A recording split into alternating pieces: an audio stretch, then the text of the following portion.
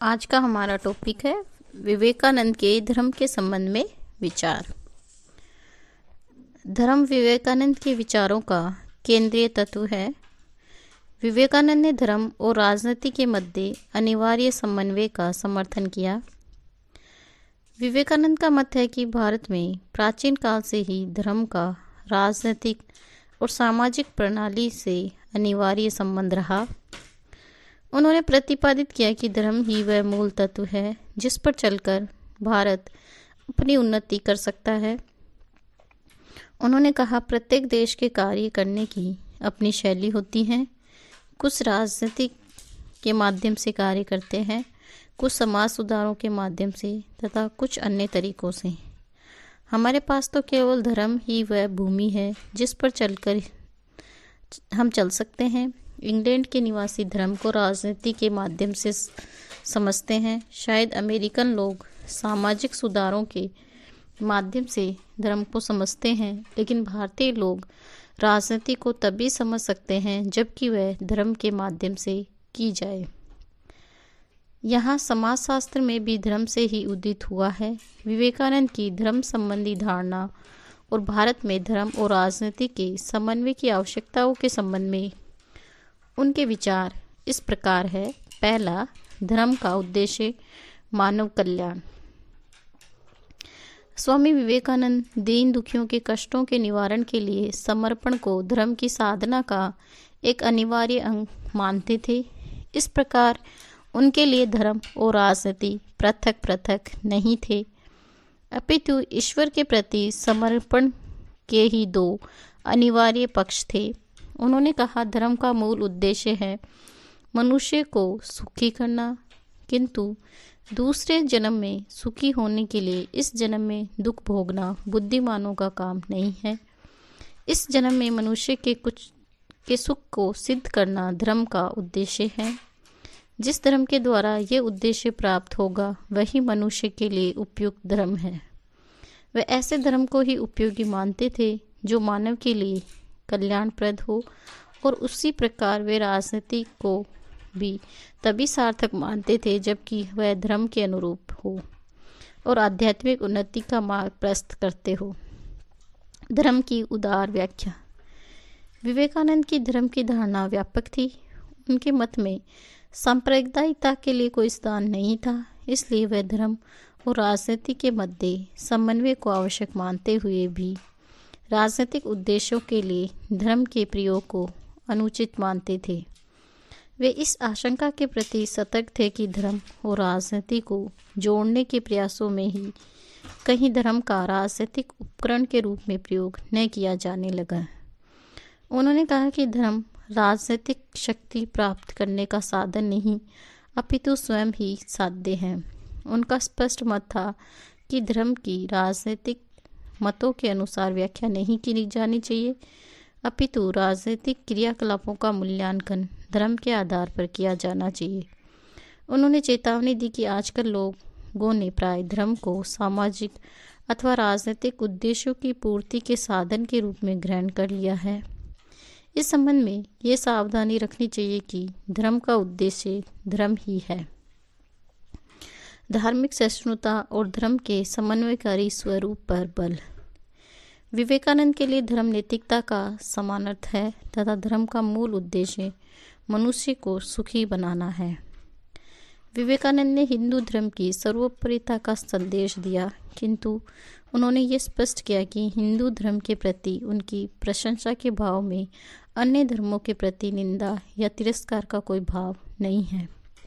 Chicago में विश्व धर्म संसद में दिए हुए अपने भाषण में उन्होंने हिंदू धर्म का विश्व के सभी धर्मों की जननी की संज्ञा दी, किंतु साथ ही ये भी स्पष्ट किया कि हिंदू धर्म की महानता उसकी सहिष्णुता, उदारता और सामंजस्य की असीम समताओं में निहित है। उन्होंने धर्म के प्रति कट्टर दृष्टिकोण और मत का घोर विरोध किया। उन्होंने स्पष्ट किया कि विभिन्न संप्रदाय ईश्वर की प्राप्ति के भिन्न भिन्न मार्ग है। इसलिए मूल उद्देश्य की एकता को भूलकर विभिन्न मत मतांतरों को लेकर संघर्ष की स्थिति उचित और विवेक सम्मत नहीं।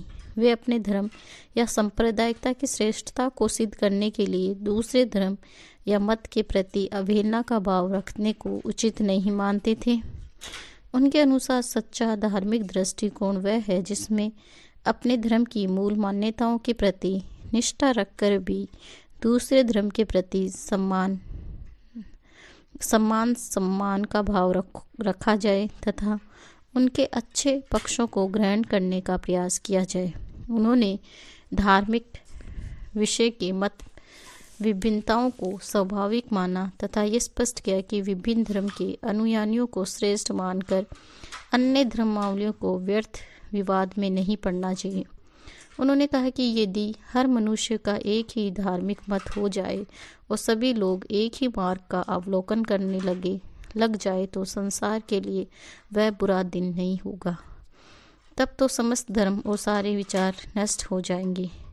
विभिन्नता ही जीवन का मूल सूत्र है। अतः इस कारण हमें आपस में लड़ना नहीं चाहिए। हमारा झगड़ा संसार के किसी भी धर्म से नहीं, चाहे कोई काबा की ओर मुँह किए घुटने टेक कर उपासना करे या चर्च या बौद्ध केंद्र में वह जाने अनजाने में एक ही परमात्मा की उपासना कर रहा है।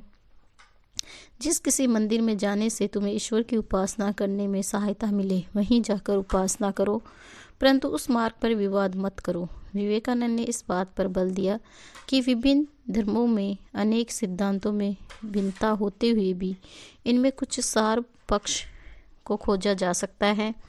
उन्होंने स्पष्ट किया कि विभिन्न धर्म में विभिन्नता सार्वभौम तत्व की मानव कल्याण का मार्ग खोल सकते हैं। उन्होंने भारत जैसे देश में धर्म को राष्ट्रीय एकता के एक आधार के रूप में स्वीकार किया तथा यह स्पष्ट किया कि विभिन्न संप्रदायों के सिद्धांत तथा दावे भले ही अनेक अर्थों में भिन्न हैं, किंतु धर्म के कुछ सिद्धांत ऐसे भी हैं जो सभी संप्रदायों में मान्य हैं। उन्होंने धर्म के ऐसे सिद्धांतों को खोजने और उन्हें उन सब के मध्य प्रचारित करने की आवश्यकता प्रतिपादित की ताकि देश की जनता उन्हें समझ तथा जीवन में उतारे। उन्होंने ये घोषणा की कि उनका धर्म संकीर्ण मत मतांतरों की सीमा से परे मानव धर्म के आदर्श को प्रकट करता है। उन्होंने भारत में दो मुख्य धार्मिक मत हिंदुत्व व इस्लाम के मध्य टकराव को समाप्त करना विशेष आवश्यक बताया। उन्होंने कहा, हम मनुष्य जाति को उस स्थान तक पहुंचाना चाहते हैं जहाँ न वेद है, न बाइबल है और न कुरान, परंतु वेद, बाइबल और कुरान के समन्वय से ही ऐसा हो सकता है। हिंदुत्व और इस्लाम इन दो विशाल मतों का सामंजस्य ही हमारी मातृभूमि के लिए एकमात्र आशा है। मैं अपने मन चक्षुओं से भावी भारत की उस पूर्ण अवस्था को देखता हूँ जिसका इस विलंब और संघर्ष के बाद वेदांती बुद्धि और इस्लामी शरीर के साथ तेजस्वी और अजय रूप में उत्थान होगा। हिंदू धर्म की उदार व्याख्या। विवेकानंद ने हिंदू धर्म की जीवंत व्याख्या की। उन्होंने धर्म के नाम पर भारतीय समाज में प्रचलित हो रही रूढ़ियों, अंधविश्वासों, कर्म कांडों के बजाय हिंदू धर्म के उदार और समन्वयकारी स्वरूप पर बल दिया।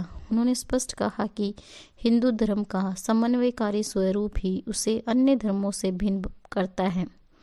उन्होंने कहा कि अन्य धर्म अपने मत को ही परम सत्य के रूप में प्रतिपादित करते हैं। यही हिंदू धर्म की मूल मान्यता है कि जो सिद्धांत प्रतिपादित किए जा रहे हैं वे पूर्णतः सत्य नहीं हैं तथा सत्य दूसरे दृष्टिकोण में भी हो सकता है। इस प्रकार सत्य के प्रति अनंत जिज्ञासा हिंदू धर्म का मूल लक्षण है।